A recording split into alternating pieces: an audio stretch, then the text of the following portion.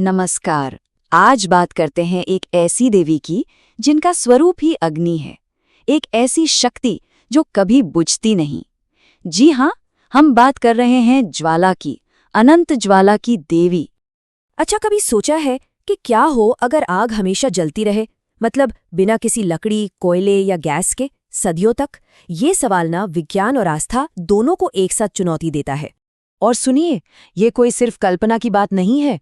दुनिया में सच में ऐसी जगहें हैं जहां गुफाओं से, चट्टानों से गैस निकलती है और हमेशा जलती रहती है, अनंत ज्वालाएं। और कमाल की बात तो ये है कि इन्हीं ज्वालाओं को एक जीवित देवी के रूप में पूजा जाता है। तो चलिए विज्ञान और आस्था के इसी अनोखे संगम को थोड़ा और गहराई से समझते हैं। सबसे पहले बात करते हैं इन अनंत ज्वालाओं की, जो एक प्राकृतिक अजूबा भी हैं और एक दिव्य उपस्थिति भी। तो सवाल ये उठता है कि आखिर ये देवी हैं कौन? देखिए, इनका नाम है ज्वाला, एक हिंदू देवी जिनके नाम का मतलब ही है लपट या फ्लेम। और उनका साक्षात रूप वो यही अनंत ज्वालाएं हैं। मतलब प्रकृति और दिव्यता का इतना सीधा कनेक्शन है ना, दिलचस्प। लेकिन सवाल ये है कि इन ज्वालाओं को इतना पवित्र आखिर मानते क्यों हैं? इसका जवाब एक बहुत ही दिलचस्प पौराणिक कथा में छिपा है।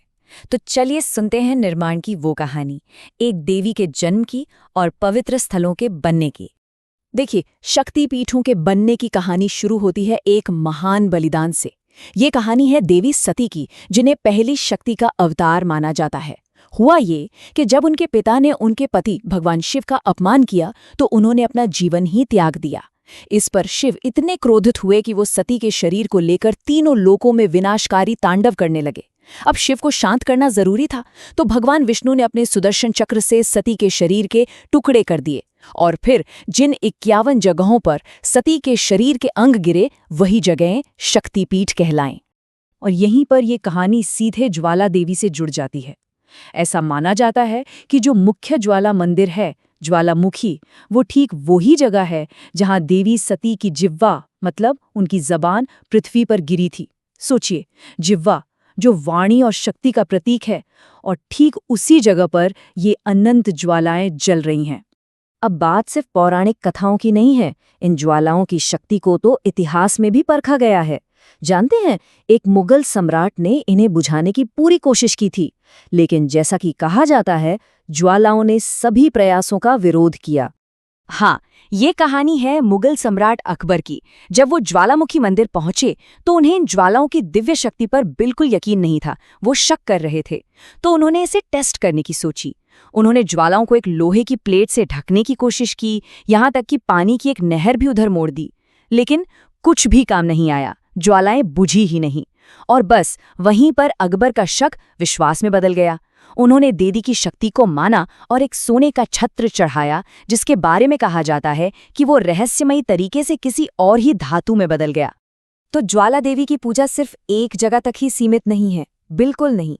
चलिए अब एक सफर पर निकलते हैं और देखते हैं ज्वाला के अलग अलग पवित्र स्थल। ये पूरे एशिया में फैली हुई अग्नि की एक तीर्थ यात्रा जैसी है। तो ये सफर शुरू होता है भारत के कांगड़ा में ज्वालामुखी से, जो मुख्य शक्तिपीठ है। फिर हम पहुंचते हैं कश्मीर, जहां ज्वालामुखी मंदिर में हिंदू और मुस्लिम दोनों मिलकर मेला मनाते हैं। और ऊंचाई पर जाएं तो नेपाल के मुक्तिनाथ में 3710 मीटर की ऊंचाई पर एक झरने के पानी से आग जलती हुई दिखती है। और बात यहीं खत्म नहीं होती। ये सफर हमें अजरबैजान के बाकू तक ले जाता है, जहां एक पुराने अग्नि मंदिर को लोग बाकू ज्वाला के नाम से जानते हैं। बाकू का ये जो आतिशगाह है ना, ये बहुत खास है। क्यों? क्योंकि ये एक साझा पवित्र ज्वाला है। मतलब एक तरफ तो तीर्थयात्री इसे बाकू ज्वाला बुलाते हैं और वहां संस्कृत और पंजाबी में पुरानी लिखावट भी मिली है। वहीं दूसरी तरफ पारसियों के लिए भी आग अतर के रूप में बेहद पवित्र है। तो ये दिखाता है कि कैसे एक ही कुदरती चीज अलग अलग धर्मों और संस्कृतियों के लिए आस्था का केंद्र बन सकती है। और सोचने वाली बात यह है कि ये सारे पवित्र स्थान, चाहे वो नेपाल में हो, भारत में या कहीं और, ये सब उसी एक मूल कहानी से जुड़े हुए हैं, देवी सती की कहानी, जिससे पूरे भारतीय उपमहाद्वीप में कुल 51 शक्तिपीठ बने। तो अब ये देखते हैं कि ये देवी एक लोकल या राष्ट्रीय पहचान से आगे बढ़कर ग्लोबल कैसे बनी। मतलब एक देवी जो दुनिया भर में पहुंची और उनकी विरासत आज भी कैसे जिंदा है। लेकिन ज्वाला की कहानी सिर्फ भारत या अजरबैजान पर ही खत्म नहीं होती। ये जानकर शायद हैरानी होगी कि कंबोडिया में भी उन्हें एक बिल्कुल अलग पहचान मिली है। वहां उन्हें रेक्किक्सा देवी के नाम से जाना जाता है और वो मंगलवार की रक्षा करने वाली देवी मानी जाती हैं। तो कंबोडिया में उनका रूप कैसा है? नाम है रेक्किक्सा देवी। भूमिका है मंगलवार के संरक्षक देवी की। उनका वाहन है घोड़ा और उनके हाथों में धनुष बाण और त्रिशूल होते हैं। वो बैंगनी रंग के कपड़े पहनती हैं और सबसे दिलचस्प बात यह है कि यहाँ हिंदू माइथोलॉजी कंबोडिया के लोकल कल्चर और बौद्ध धर्म के साथ ऐसे घुल मिल गई हैं कि ये एक बिल्कुल ही अनोखी पहचान बन गई है। तो इन सब के बाद आखिर में एक सवाल मन में आता है कि एक प्राकृतिक अजूबा कहाँ खत्म होता है और एक दिव्य कहानी कहाँ से शुरू होती है। शायद कुछ जगहों पर इन दोनों के बीच की जो लाइन है ना, वो हमेशा के लिए धुंधली हो जाती है, बिल्कुल उन अनंत ज्वालाओं की तरह।